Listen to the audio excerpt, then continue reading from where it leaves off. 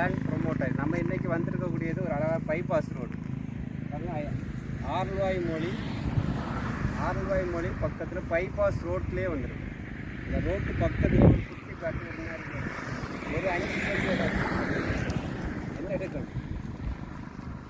5 send இடம் இருக்குது. இதில் பக்கத்தில் போஸ்ட் வந்துட்டு வந்துடும். ஏன்னா போஸ்ட் இருக்குது. அது போஸ்ட்டுக்கு அந்த பக்கம் தான் நமக்கு 5 சென்ட் இடம் விற்கிறது. இவ்வளோ ரோடு உங்களுக்கு பைபாஸ்லேருந்து இவ்வளோ ரோடு விட்ருக்காங்க. ஒரு 50-60 அடி ரோடு விட்ருக்காங்க. நீங்கள் இது அதுக்கு அங்கே பார்க்கும்போது 5 சென்ட் இடம் இருக்குது. இதுக்கு அங்கே 5 சென்ட் இடம் இருக்குது. ஒரு சென்ட்டுக்கு 13 லட்ச ரூபா கேட்குறாங்க. ஒரு சின்ன பட்ஜெட் தான் உங்களுக்கு. ஒரு சென்ட்டுக்கு 13 லட்ச ரூபா கேட்குறாங்க. பைபாஸை ஒட்டி பக்கத்தில் ஒரு உங்களுக்கு போஸ்ட் இருக்குது. வீடியோ பாருங்கள். வீடியோ பார்த்துட்டு உங்களுக்கு குறைஞ்ச ப்ரைஸில் ரோடு எல்லாம் நல்லா இந்த பக்கம் ரோடு இருக்குது. உங்களுக்கு பைபாஸ்லேருந்து இந்த பக்கம் ஒரு ரோடு இருக்குது. பைபாஸ் ரோடை ஒட்டி இந்த லேண்டு விற்பனைக்கு இருக்குது.